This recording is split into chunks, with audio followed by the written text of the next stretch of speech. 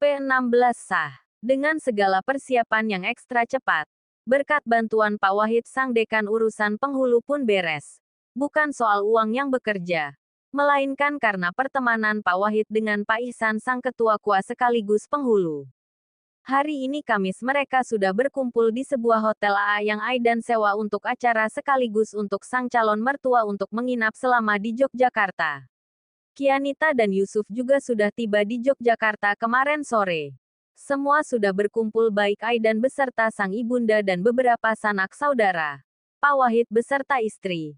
Dan beberapa dosen yang dapat dipercaya menurut Pak Wahid dan yang pasti Syafira beserta keluarga. Tinggal menunggu Pak Penghulu. Syafira masih di depan cermin. Melihat pantulan wajahnya sendiri. Entah bagaimana hatinya saat ini. Dia sendiri pun tak paham bagaimana kondisi hatinya sendiri. Berbalut gaun putih nan indah. Dengan jilbab putih yang dililit leher. Lengkap dengan mahkota kecil di atas kepalanya. Kianita dan Hanumlah yang meriasnya. Cantik deh, puji Kianita. Tak ada jawaban hanya anggukan kecil dan senyum yang ketara keterpaksaannya. Kok gitu sih ekspresinya? Bahagia dong. Ini hari yang sakral loh. Syaga tahu harus gimana. Jawabnya masih dengan sorot mata yang menatap diri sendiri dari pantulan cermin. Seharusnya dia bahagia di hari pernikahannya tapi bagaimana saat ini? Menikah karena kesalahan pahaman. Bukan kesalahan pahaman. Karena sebenarnya ayah percaya kepada mereka. Lalu ini karena apa? Karena takut penilaian orang di luar sana. Atau karena tanggung jawab. Tanggung jawab untuk yang mana? Entahlah dia sendiri pun bingung harus berkomentar apa lagi. Happy dong Syah. Masa nikah sendu. Kali ini Hanum yang angkat bicara. Memberi semangat untuk sang sahabat. Syafira hanya mengedipkan matanya. Pak Aidan adalah laki-laki baik. Kamu juga paham akan itu kan? Jadi aku percaya dia pun akan memperlakukanmu dengan baik. Baik, ya dia baik. Tapi dingin. Bagai bongkahan es, lirihnya tapi masih bisa didengar oleh Kianita dan Hanum. Dan mereka hanya bisa saling pandang dan menerbitkan senyuman tipis. Tak lem kemudian Bunda datang. Pak Penghulu sudah datang. Bunda memberi tahu. Syafira membalikkan tubuhnya menatap sang bunda dengan berkaca-kaca. Lalu memeluk pinggang sang bunda. Hei, nanti make up-nya nempel semua loh di baju bunda. Ujar bunda mencoba menutupi rasa khawatirnya. Bagaimanapun bunda sangat paham akan suasana hati sang putri. Yang harus menikah dengan cara seperti ini. Syaga mau. Lirihnya. Kini bunda, berjongkok. Menangkup wajah cantik sang putri yang berselimut awan itu. Bunda percaya Aidan laki-laki yang baik. Dan satu lagi ibu mertua kamu nampak sangat menyayanginya kamu Syah. Mulai dengan bismillah. Niatkan karena Allah. Maka Allah akan beri kita kemudahan. Tambah bunda. Di depan sana Pak Penghulu sudah berhadapan dengan Aidan. Bagaimana bisa kita mulai? Bisa Pak. Balas ayah. Bapak mau menikahkan langsung atau diwakilkan oleh saya? Tanya Pak Penghulu ke ayah. Saya sendiri Pak. Jawab ayah. Baik. Nak Aidan silahkan genggam tangan calon mertua kamu. Aidan menurut. Dan sekarang tangan Aidan dan ayah saling bersalaman. Pak Penghulu memberi tahu apa yang harus mereka lakukan. Untuk ayah ini kedua kalinya menikah sang putri. Tapi berbeda kali ini. Pernikahan sang putri jauh dari impiannya selama ini. Lalu bagaimana dengan Aidan? Ada rasa grogi yang melanda dirinya. Karena ekspresi wajahnya terlihat biasa. Datar dan begitu tenang. Saya terima nikahnya dan kawinnya Syafira Hadibah Putri binti Hendra Wirjaya dengan mas kawin berbentuk cincin emas tunai. Dengan satu tarikan nafas. Lancar bagaikan jalan tol. Tanpa hambatan. Tak ada sedikit pun terpancar raut wajah yang grogi. Apa karena pernikahan ini tanpa dasar cinta? Kata sah pun terdengar menggema di dalam ruang kamar itu. Syafira memeluk sang bunda sebelum bunda membawanya ke hadapan Aidan yang telah resmi menjadi suaminya. Bunda berusaha menguatkan sang putri. Bunda paham akan apa yang awan yang menyelimuti putrinya. Syafira berjalan menuju di mana Aidan dan yang lain berkumpul. Gaun putih sederhana namun anggun nampak cantik melekat pada tubuh Syafira. Entah karena gaunnya yang cantik, atau Syafiranya yang cantik. Semua yang memandang pasti akan terkagum melihat. Padahal hanya polesan sederhana pada wajahnya. Bahkan Aidan cukup tertegun memandang lekat wajah Syafira yang kini telah menjadi istrinya. Senyum tipis terukir di dari wajah Aidan. Masya Allah, batinnya. Syafira duduk di sofa tepat di samping Aidan duduk. Dengan tertunduk dan sesuai arahan dari Pak Penghulu. Ada rasa canggung dan ragu. Tapi Bunda mengelus punggung Syafira. Seakan menyalurkan kekuatan. Syafira meraih tangan Aidan lalu mencium punggung tangan Aidan. Aidan memegang ubun-ubun istrinya. Ya, istrinya gadis yang ada di depannya ini telah menjadi istrinya. Sambil membaca doa pengantin baru. Allahumma inni as'aluka min khairiha wa khairi ma jabaltaha alai. Wa auzubika min syarriha wa syarri ma jabaltaha alai. Ya Allah, sesungguhnya aku mohon kepadamu kebaikan dirinya dan kebaikan yang engkau tentukan atas dirinya. Dan aku berlindung kepadamu dari kejelekannya dan kejelekan yang engkau tetapkan atas dirinya. Lalu beralih mencium puncak kepala Syafira. Mata ayah dan bunda berkaca-kaca melihat pemandangan ini. Sekalipun pernikahan ini ada unsur paksaan. Tapi Aidan menunjukkan bahwa pernikahan ini bukan permainan. Dia bersungguh-sungguh. Tak ada obrolan untuk kedua mempelai ini. Saling diam. Tapi berbeda dengan yang datang. Mereka mengucapkan selamat dan doa terbaik untuk mereka. Acara selesai, Pak Penghulu dan tamu pun kembali ke rumah masing-masing. Tinggal keluarga Syafira, Aidan dan sang bunda yang ada di kamar itu. Hanum juga sudah pulang. Syafira sini. Panggil Bunda Aidan memintanya untuk duduk di sampingnya. Maaf ya, acaranya sederhana. Nanti resepsi nyusul ya. Haruskah dia mengangguk? Ini bukan pernikahan yang dia inginkan. Bermimpi pun tidak. Bahkan dia berharap ini mimpi. Agar dia bisa segera terbangun dari mimpi ini. Bunda tahu ini tidak mudah. Tapi kalian harus bisa melewati ini semua bersama. Perjalanan kalian baru akan dimulai, tambah Bunda Aidan. Syafira berusaha tersenyum. Dan mengangguk kepalanya. Ayah dan Aidan pun nampak sedang berbincang. Bukan hal horor yang diperbincangkan. Hanya pesan ayah untuk Aidan. Ayah yakin kamu pria baik-baik. Ayah titip gadis nakal ayah. Dia agak keras. Jadi mohon sedikit bersabar ya. Pesan ayah. Insya Allah ya. Aidan tidak bisa menjanjikan kebahagiaan selalu untuk Syafira. Tapi Aidan akan berusaha melakukan yang terbaik dan membahagiakannya. Jangan sekalipun main tangan saat kamu marah atau dia membuat kesalahan. Jangan hujani dia dengan harta. Tapi hujani dia dengan ilmu agama. Ayah percayakan Syafira kepadamu.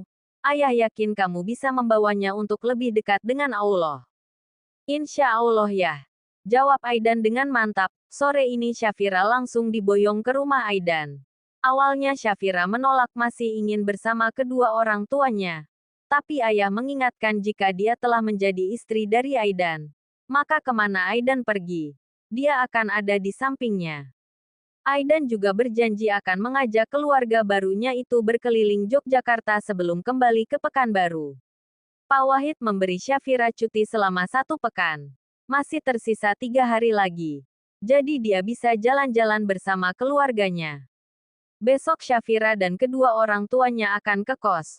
Untuk pamit sekaligus membawa barang-barangnya ke rumah Aidan sang suami.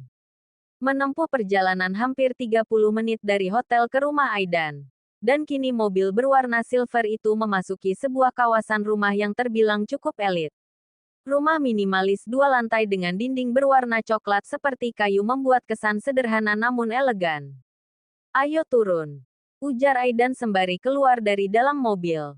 Lalu membuka bagasi mobilnya. Mengeluarkan koper dari dalam bagasinya. Lalu menariknya ke dalam rumah. Itu adalah koper milik Syafira.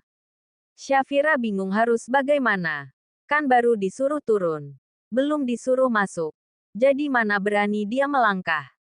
Loh kok malah diam Syah? Tanya Bunda. Ayo masuk. Ajak Bunda sambil menggandeng tangan Syafira. Bunda membuka pintu rumah. Bagaimana tidak kaget? Rumah Aidan berbeda jauh dengan rumahnya. Rumah dengan nuansa kayu tapi tampak elegannya. menampakkan jika pemilik rumah suka nuansa alam. Ayo sayang. Tarik Bunda dan Syafira hanya bisa menurut. Aidan. Kenapa istrinya ditinggal? Tanya Bunda. Ajak dia ke kamar. Dia pasti lelah. Titah Bunda. Ayo ke atas. Ajak Aidan dengan ekspresi datar. Dan Syafira hanya bisa membuang nafasnya. Apa yang ayah harapkan dari Pak Aidan? Pria datar dan dingin seperti dia. Batin Syafira sambil mengikuti langkah Aidan. Kalian istirahat aja. Nanti waktu makan. Bunda panggil. Teriak Bunda saat mereka sudah berada di depan pintu kamar. Ya Bun. Jawab Aidan lalu membuka pintu kamarnya. Kamar dengan nuansa putih. Cukup besar. Rapi pastinya. Ada pustaka kecil di dinding kamar. Mungkin itu koleksi bacaan sang suami. Atau buku-buku mengenai mata kuliahnya. Itulah pendapat Syafira saat melihat rak yang ada di dinding yang dipenuhi dengan buku-buku.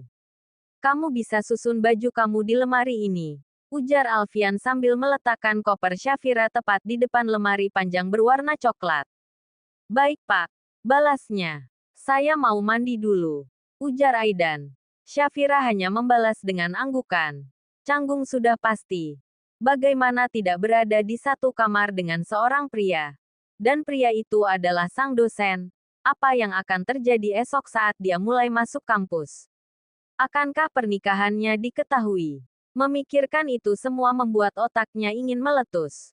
Syafira memasukkan pakaiannya ke dalam lemari. Tak banyak karena memang sebagian besar pakaiannya masih di kos-kosan. Sambil menunggu Aidan selesai mandi, Syafira duduk merebahkan tubuhnya di sofa yang menyatu dengan ranjang. 30 menit Aidan baru selesai dengan urusan kamar mandi.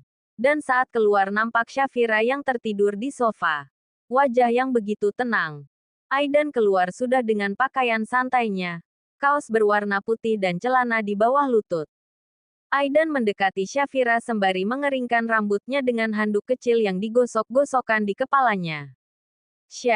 Syafira bangun. Buruan mandi. Ujar Aidan dengan lembut sambil menggoyang-goyangkan lengan Syafira. Dan itu membuat Syafira menggeliat. Lalu mengucek matanya. Mau tidur dengan gaun seperti itu? Tanya Aidan. Dan pertanyaan itu membuat Syafira kaget. Dia baru sadar sekarang ada di kamar Aidan sang dosen alias sang suami. Maaf Pak, Syah ketiduran. Buruan mandi. Mau sholat asyar jamaah. Bapak duluan aja. Nanti Syah sholat sendiri. Jika tadi di hotel Aidan, ayah dan Yusuf sholat berjamaah di masjid. Kali ini mencoba mengajak sang istri. Tapi sayang, ditolak. Oke, saya duluan kalau gitu. Syafira mengangguk.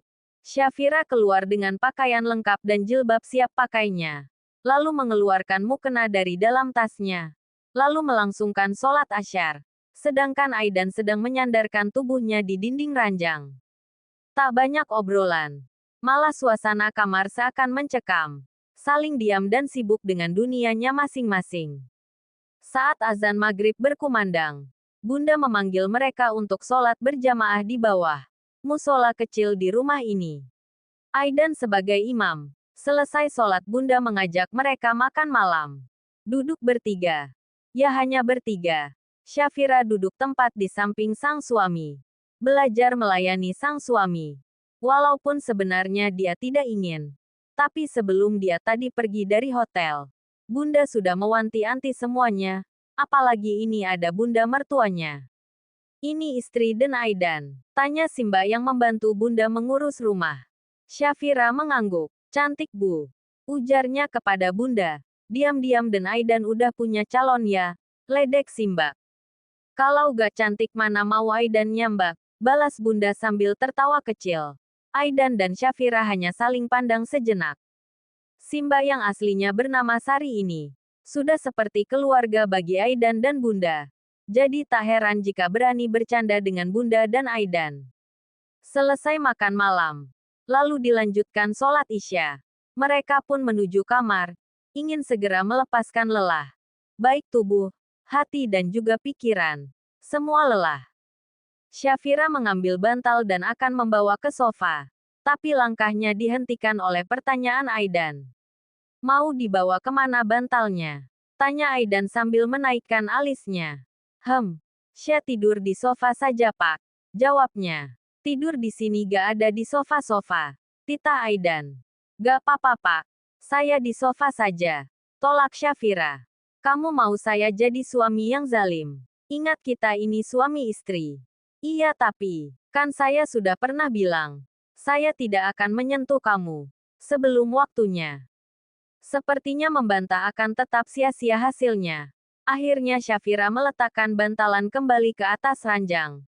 Merebahkan tubuhnya dengan membelakangi Aidan. Rasa kantuknya seakan hilang seketika. Berusaha terpejam tapi tidak bisa. Ingin berbalik arah. Tapi takut bagaimana jika Aidan sedang melihatnya. Tapi memang benar. Jika Syafira membalikkan badannya, maka mereka akan saling menatap. Karena saat ini Aidan memang sedang menatap punggungnya. Udah tidur? Tanya Aidan tiba-tiba. Dan itu mengagetkan Syafira. Belum bisa pak, jawabnya gugup. Gak gerah tidur dengan menggunakan jilbab. Tanya Aidan pagi dan membuat Syafira bingung untuk menjawabnya. Syafira tak menjawab malah menggaruk lehernya yang tidak gatal. Dan Aidan tersenyum tipis dengan tingkah sang istrinya itu. Ya sudah kalau masih canggung. Pakai saja. Tapi kalau gak nyaman ya buka saja. Saya gak ngelarang. Ujarnya dan itu membuat Syafira lagi-lagi bingung untuk menjawab apa. Toh saya sudah pernah lihat kamu walau sekilas. Kenapa harus malu? Batin Aidan.